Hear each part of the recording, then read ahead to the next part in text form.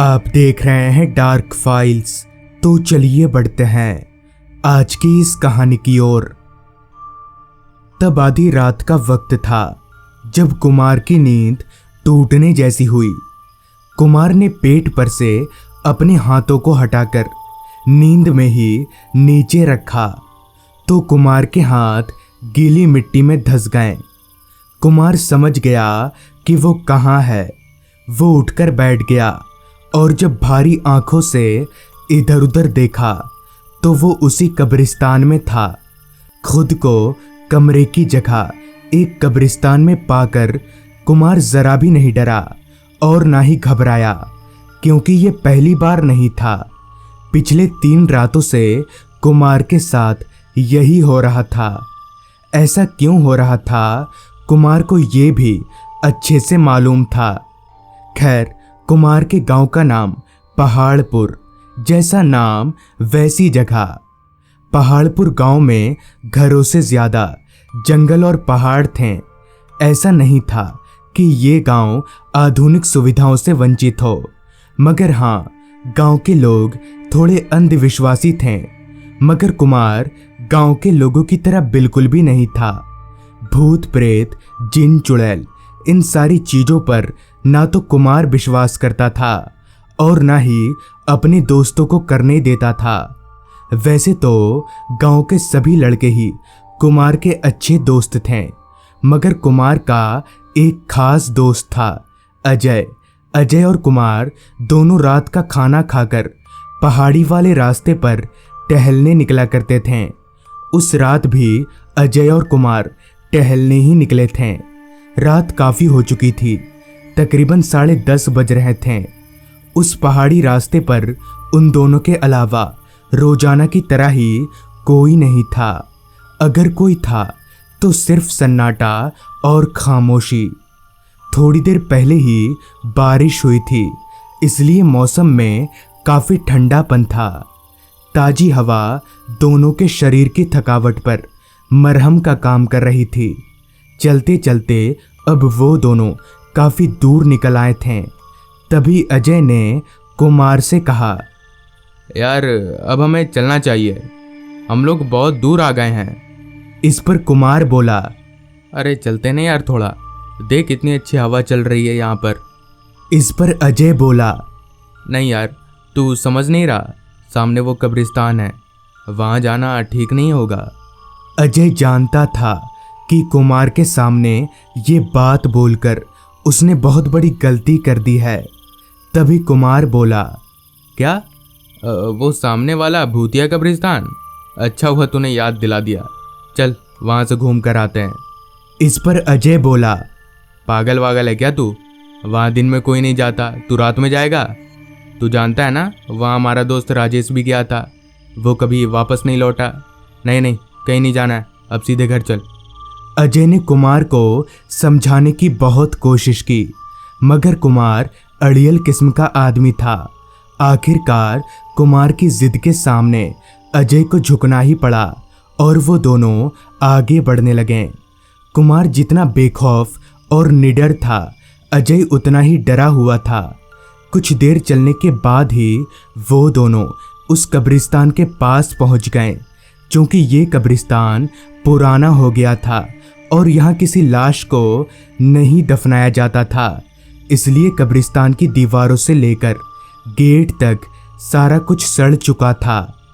कब्रिस्तान में दाखिल होने से पहले एक आखिरी बार अजय ने कुमार को समझाने की कोशिश की, मगर कुमार का यही कहना था कि जब इतनी दूर आ ही गए हैं तो एक बार अंदर जाकर देख ही लेते हैं।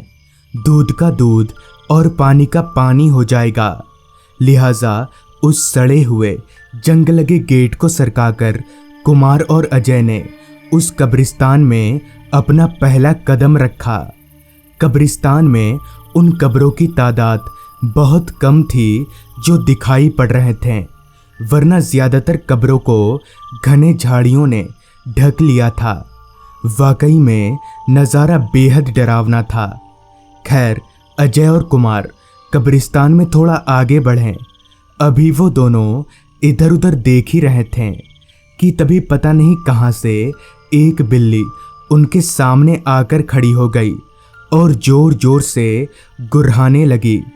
उस बिल्ली को ऐसे गुर्राता देख डरा हुआ अजय बहुत ज्यादा डर गया, यहाँ तलक कि वो कुमार को वहीं छोड़कर भाग गया। लेकिन कुमार अभी भी नहीं डरा था। उसने सोचा कि वो जब इतनी दूर आ ही गया है तो थोड़ा अंदर जाकर देखेगा। यही सोचकर कुमार आगे बढ़ने लगा।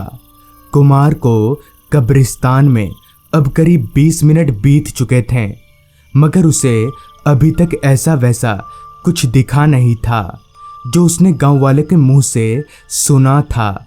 ऐसा वैसा कुछ भी ना देखकर कुमार मन ही मन में बोला, बेकारी मैं यहाँ पर आ गया, कोई भूत भी नहीं दिखा और अब अकेले घर जाना पड़ेगा। ये बोलकर वापस लौटने के लिए कुमार पीछे मुड़ा ही था कि तभी उसे किसी के कदमों की आहट सुनाई पड़ी। कुमार झट से उस आवाज की ओर मुड़ा, लेकिन वहां कोई इंसान तो दूर एक जानवर तलक भी नहीं था। मगर बावजूद इसके किसी के कदमों की आवाज कुमार साफ साफ सुन पा रहा था। मगर वो डरा नहीं, निडर होकर वो उस आवाज की ओर आगे बढ़ने लगा। कदमों को उस आवाज की ओर बढ़ाते हुए कुमार बोला, कौन है वहां पर? कुमार के ये बोलते ही कदमों की आवाज बंद हो गई, जिसके साथ शुरू हुई एक अलग आवाज, जैसे कोई बूढ़ा आदमी हाँफ रहा हो। कुमार भागकर उस आवाज के पास पहुंचा। तब उसने जो देखा वो देखकर उसके रीढ़ की हड्डी में एक ठंडी लहर दौड़ गई, क्योंकि जिस कब्र के पास थोड़ी देर पहले कुमार खड़ा था, उसी कब्र के ऊपर बैठकर एक बूढ़ा आदमी जोर जोर से हाँफ रहा था। थोड़ा डरते डरते कुमार ने उस बूढ़े आदमी से पूछा, चाचा, आप इस कब्रिस्तान में क्या कर रहे हैं और ऐसे हाँफ क्यों रहे हैं? इस पर उस बूढ़े आदमी ने बिना सिर उठाए ही कुमार से हाँफते हाँफते बोला,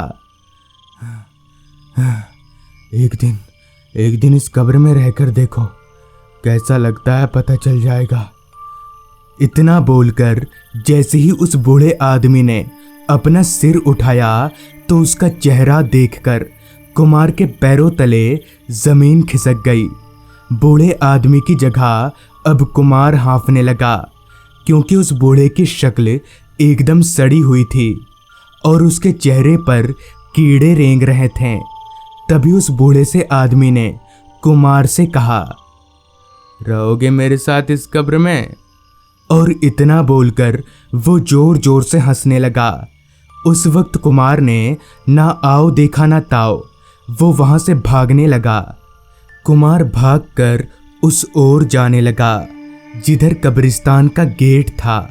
मगर जब कुमार उस जगह पर पहुंचा तब उसके डर की कोई सीमा ना रही, क्योंकि थोड़ी देर पहले तक जहां लोहे का गेट था वहां अब सिर्फ दीवारें ही नजर आ रही थी।